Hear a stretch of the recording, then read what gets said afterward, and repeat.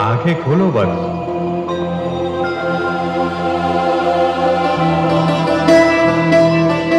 मैं ब्रह्मा हूं वत्स। बोल तुझे क्या वर चाहिए।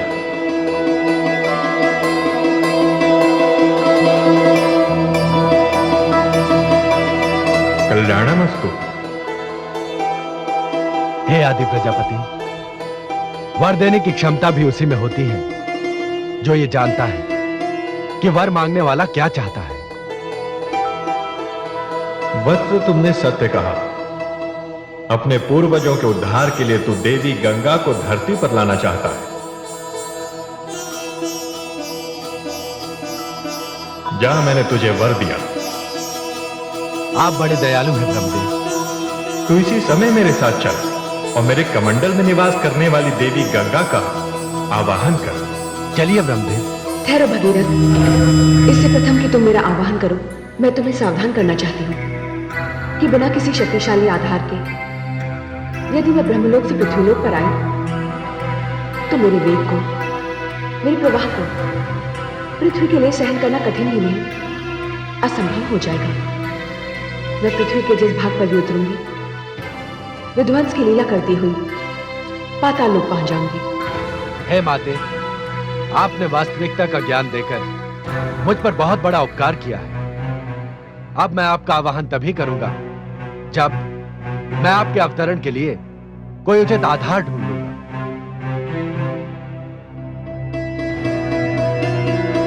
आयुष्मान भव।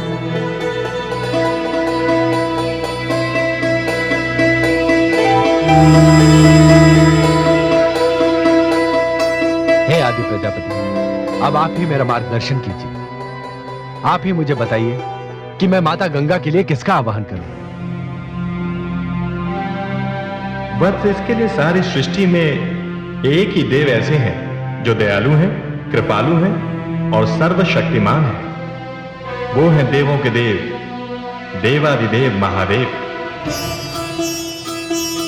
बस तुम उन्हीं की शरण में जाओ।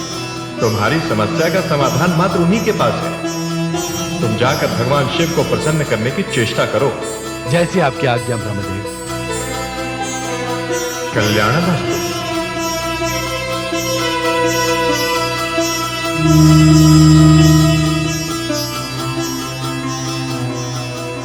हे भोले शंकर, हे महादेव, मैं आपकी शरण में आ रहा हूं।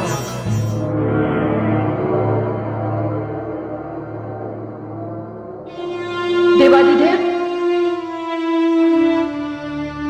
देवादिदेव,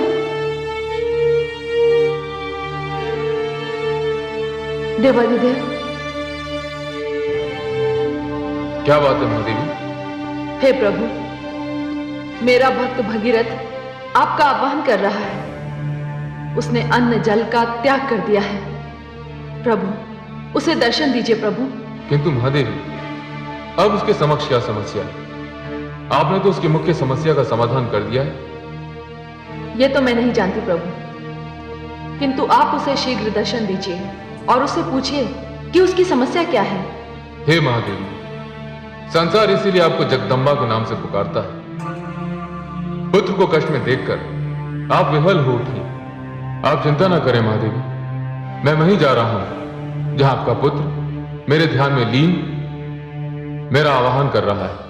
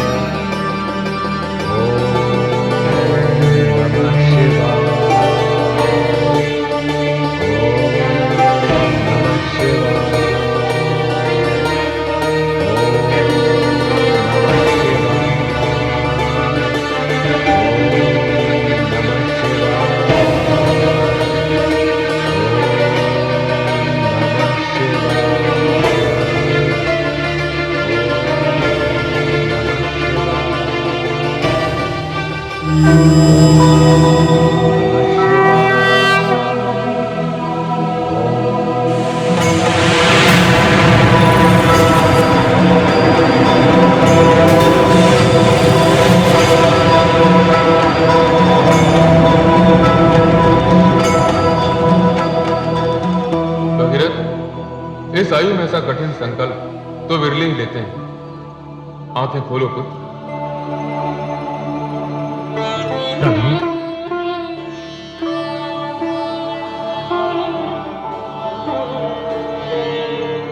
जय शिव शंकर।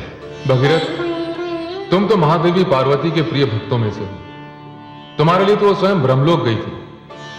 कहो वत्स, तुम्हें मुझसे क्या वर चाहिए?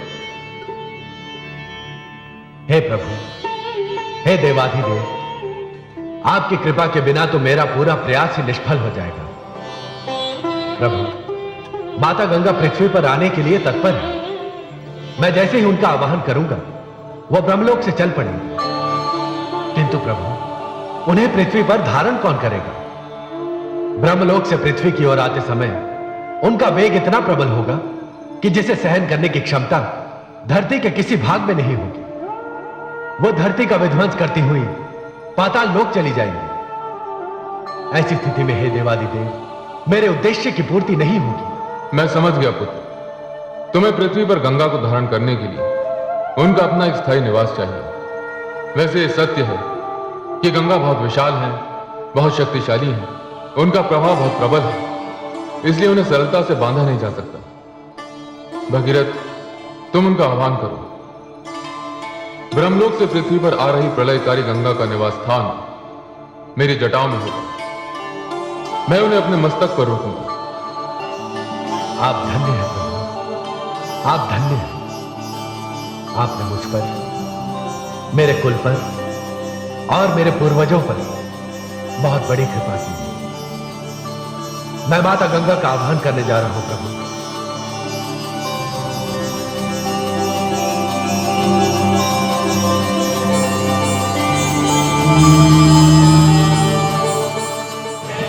हे माता गंगा, मैं आपके आदेश के अनुसार आपका आह्वान कर रहा हूं।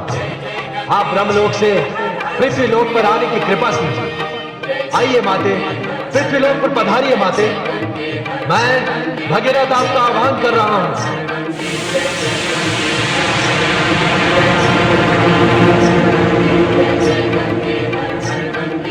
हे आदि प्रजापति,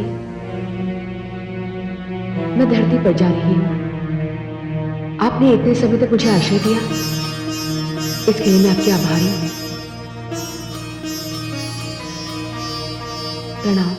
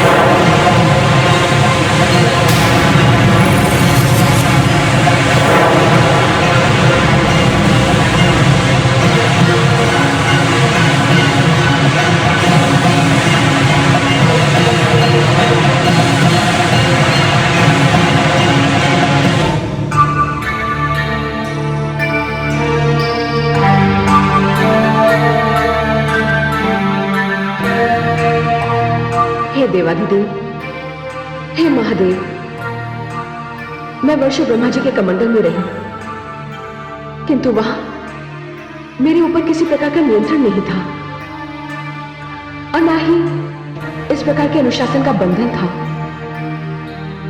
मैं वहां स्वतंत्र थी। मैं तो इधर उधर भागकर हास परिहास करती थी, किंतु यहां, हे देवाधिदेव, भला आपसे कौन जीत सका है? मुझसे भूल हुई है, मुझे क्षमा कर दे। अब मैं आपके समक्ष अपनी शक्ति का प्रदर्शन नहीं करूंगी। मुझे क्षमा कर दे भोलेनाथ, मुझे क्षमा कर दे। हे गंगे, आपको क्षमा याचना की कोई आवश्यकता नहीं। आप इतनी महान हैं, इतनी विशाल हैं, इतनी शक्तिशाली हैं कि आपका स्थान केवल शिव के मस्तक पर ही हो सकता है। इसीलिए मैंने आपको अपनी जटाओं में बांधा है। आप तो तीनों पथों पर गमन करेंगे, आकाश, धरती एवं पाताल। हे देवाधिदेव, श्री हरि विष्णु के चरणों से जो मेरी यात्रा आरंभ हुई है, वो आपकी जटाओं में आकर समाप्त हो गई। नहीं देवी, अभी आपकी यात्रा समाप्त नहीं हुई, अभी तो आपकी यात्रा आरंभ होनी है। आपको यहां तक लाने वाला मेरा नन्हा भक्त भगीरथ अभी भी विस्मय से आकाश की ओर देख रहा है। वो समझ नहीं पा रहा है कि आप कहां लुप्त हो गई। आप अपनी यात्रा से थकान का अनुभव कर रही हैं।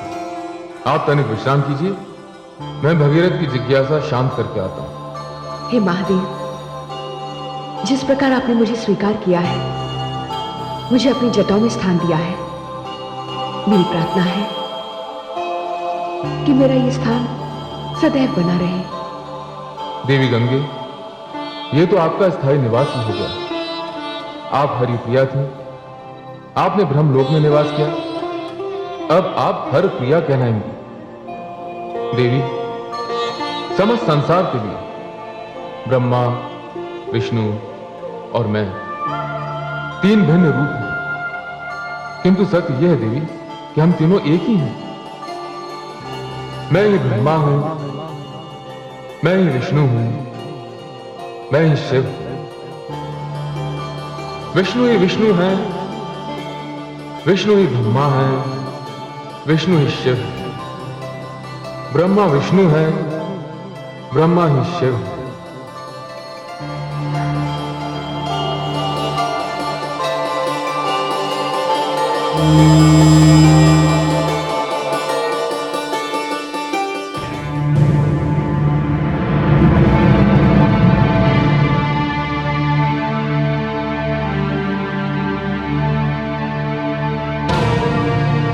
हे माता, मैंने माता गंगा को आकाश से उतरते देखा।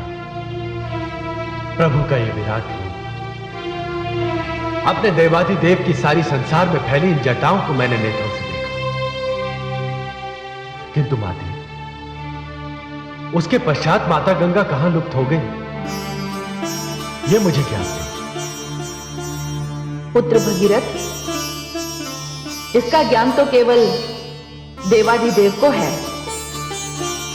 हे माता, मैंने प्रभु का यह विराट रूप पहले कभी नहीं देखा। अपने इस पुत्र की ओर से आप ही देवाधिदेव को मेरे इस प्रश्न का उत्तर देने को कह सकती हैं। पुत्र भगीरथ, देवी गंगा के लिए तुमने मुझसे जिस आधार की प्रार्थना की थी, वो आधार मैंने उन्हें दे दिया। इस समय देवी गंगा मेरी जटाओं में है। यदि मैं अपनी जटाओं को इतनी विशालता नहीं देता, तो देवी गंगा के वेग को रोक पाना असंभव होगा।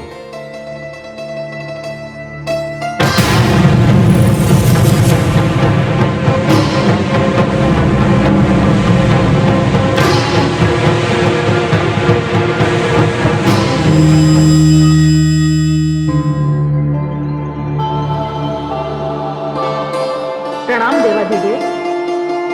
हे देवाधिदेव, पुत्र भगीरथ अपने पूर्वजों के उद्धार के लिए गंगा को अपने साथ ले जाना चाहता है। अब आप ही इसे बताइए, यह कैसे संभव होगा? पुत्र भगीरथ, मैंने तो केवल गंगा को धारण किया, परंतु तुम इस पृथ्वी पर गंगा को ला रहे हैं। तुम्हारा यश, तुम्हारी कीर्ति इस संसार में सदा के लिए अमर रहेंगे। गंगा तुम्हारे साथ जाएंगी।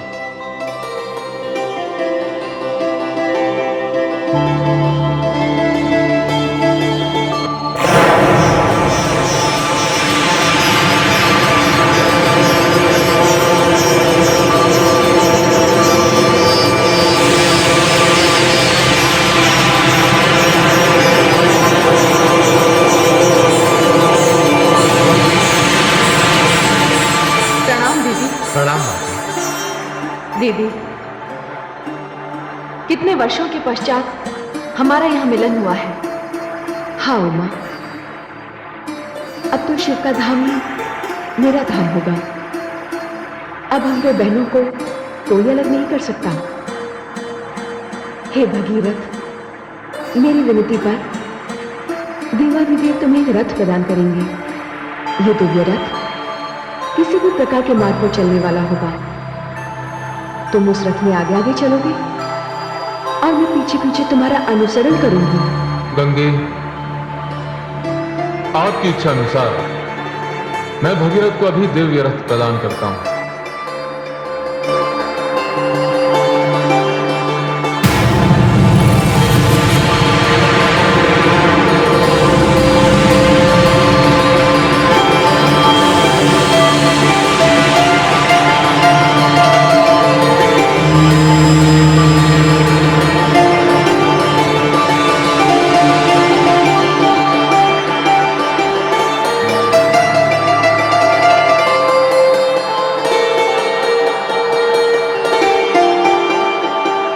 हे भगीरथ, ये दिव्य रथ तुम्हारा है।